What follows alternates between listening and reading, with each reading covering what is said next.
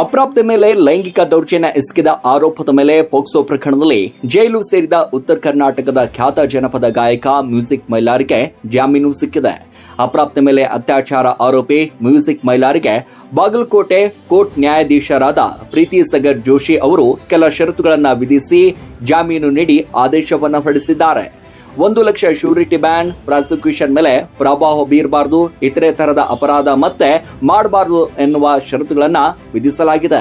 ಇದರೊಂದಿಗೆ ಕಳೆದ ಡಿಸೆಂಬರ್ನಿಂದ ಜೈಲು ಪಾಲಾಗಿದ್ದ ಮೈಲಾರಿಗೆ ಕೊನೆಗೂ ಬಿಡುಗಡೆ ಭಾಗ್ಯ ಸಿಕ್ಕಿದೆ.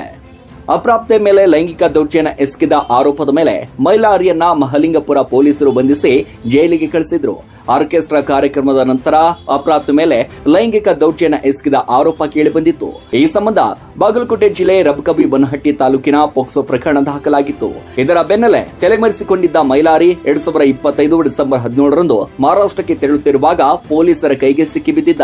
ಬೆಳಗಾವಿ ಜಿಲ್ಲೆ ಗ್ರಾಮವೊಂದರಲ್ಲಿ ಹನುಮ ದೇವರ ಓಕಳಿ ಪ್ರಯುಕ್ತ ಆಯೋಜಿಸಿದಂತ ಆರ್ಕೆಸ್ಟ್ರಾ ಕಾರ್ಯಕ್ರಮದಲ್ಲಿ ಹಾಡು ಹಾಡಲು ಮ್ಯೂಸಿಕ್ ಮೈಲಾರಿ ಆಗಮಿಸಿದ. ಇದೇ ಆರ್ಕೆಸ್ಟ್ರಾದಲ್ಲಿ ಅಪ್ರಾಪ್ತ ಬಾಲಕಿ ಡ್ಯಾನ್ಸ್ ಮಾಡಲು ಬಂದಿದ್ರು. ಕಾರ್ಯಕ್ರಮದ ವೇಳೆ ಲಾಡ್ಜ್ಗೆ ಕರೆದುಕೊಂಡು ಹೋಗಿ ಲೈಂಗಿಕ ದೌರ್ಜನ್ಯ ಎಸಗಿದ್ದಾನೆ ಎಂದು ಸ್ವತಃ ಬಾಲಕಿ ಪೊಲೀಸರಿಗೆ ನೀಡಿದ ದೂರಿನಲ್ಲಿ ಆರೋಪಿಸಿದ್ದಾಳೆ. ಅಲ್ಲದೆ ಅತ್ಯಾಚಾರ ಎಸಗಿ ವಿಡಿಯೋ ಕೂಡ ಮಾಡಿಕೊಂಡಿದ್ದಾರೆಂದು ಗಂಭೀರ ಆರೋಪ ಮಾಡಿದ್ದಾಳೆ. ಸದ್ಯ ಮ್ಯೂಸಿಕ್ ಮೈಲಾರಿ ಸೇರಿದಂತೆ 7 ಜನ ಅಪರಾಧ ಎಸಗಿದ್ದಾರೆ ಎಂದು ದೂರಿನಲ್ಲಿ ತಿಳಿಸಿದ್ದಾಳೆ. ಡಿಸೆಂಬರ್ 14ರಂದು ಚಿಕ್ಕೋಡಿ ಪೊಲೀಸ್ ಠಾಣೆಯಲ್ಲಿ ದೂರು ದಾಖಲಾಗಿದ್ದು, ನಂತರ ಪ್ರಕರಣವನ್ನ ಡಿಸೆಂಬರ್ 15ರಂದು ಮಹಲಿಂಗಪುರ ಪೊಲೀಸ್ ಠಾಣೆಗೆ ವರ್ಗಾವಣೆ ಮಾಡಲಾಗಿದ್ದು, ಬಳಿಕ ಬಾಗಲಕೋಟೆ ಜಿಲ್ಲೆ ಮಹಲಿಂಗಪುರ ಠಾಣೆಯಲ್ಲಿ ಮ್ಯೂಸಿಕ್ ಮೈಲಾರಿ ಸೇರಿ 7 ಜನರ ವಿರುದ್ಧ ಪೋಕ್ಸೋ ಕಾಯ್ದೆಯಡಿ ಎಫ್ಐಆರ್ ದಾಖಲಾಗಿತ್ತು.